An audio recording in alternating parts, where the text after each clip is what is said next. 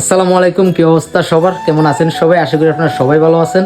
আমি আপনাদের অনেক ভালো আছি। আর আজকের ভিডিওতে আমি আপনাদের ভাবিকে দেখাইতে যাইতেছি, অর্থাৎ আমার ওয়াইফকে আজকে আপনাদেরকে দেখাবো। আমি ভাবছিলাম যে ওরে ক্যামেরার বাইরেই রাখবো, কারণ যেভাবে বউ ব্যবসা শুরু হইতেছে, আপনারা কোন সময় আমার কোন যে আমি বউ ব্যবসা করি, এই কারণে ওরে ক্যামেরার বাইরে এতদিন রাখছি। আর আজকে দেখানোর কারণটা হইতেছে গিয়ে সেরা, এই যে এখন বাজে 3টা 41।